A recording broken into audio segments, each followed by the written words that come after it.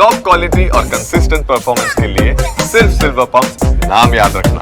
દ્વારકાધીશ અંગે વિવાદિત નિવેદનનો મામલો સામે આવ્યો હતો અને આ સમગ્ર મામલે દ્વારકા સ્વામિનારાયણ મંદિરના કોઠારીનું નિવેદન સામે આવ્યું છે।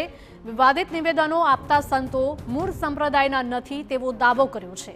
વિવાદિત નિવેદનોની તપાસ અંગે સંપ્રદાયમાં આંતરિક કમિટીની પણ રચના કરવામાં આવશે। ભવિષ્યમાં આવું કંઈક થશે તો પગલાં પણ લેવામાં આવશે તેવું માધવપ્રિય સ્વામીએ કહ્યું છે। સ્વામિનારાયણ શિક્ષાપત્રીમાં પણ કોઈ દેવી દેવતાનું ખંડન ન કરવાનો ઉલ્લેખ તેમણે કર્યો છે।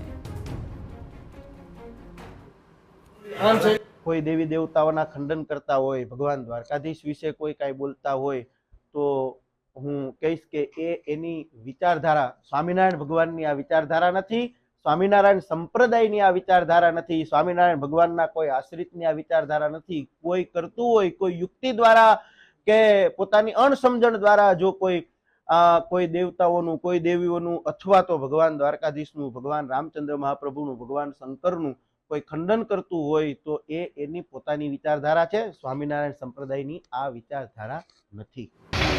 તો દ્વારકા સ્વામિનારાયણ મંદિરના કોઠારી માધવપ્રિય સ્વામીએ શિક્ષાપત્રીનો સંદર્ભ આપીને કહ્યું કે શિક્ષાપત્રીમાં જ સ્વામિનારાયણ ભગવાનને આજ્ઞા કરી છે કે કોઈ યુક્તિ પ્રયુક્તિ કે મન, કર્મ અને વચનથી કોઈ દેવી દેવતાનું ખંડન ન કરવું।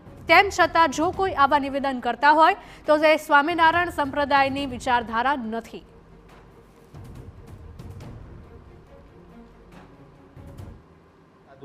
આમાં તમે જે કાંઈ પણ જોયું છે, જે કાંઈ પણ સાંભળ્યું છે એ મૂળ સંપ્રદાયના અમુક તો સાધુય નથી, પણ છતાંય હું કરબદ્ધ વડીલ સંતોને એને પ્રાર્થના કરીશ અને મેં સાંભળ્યું પણ છે।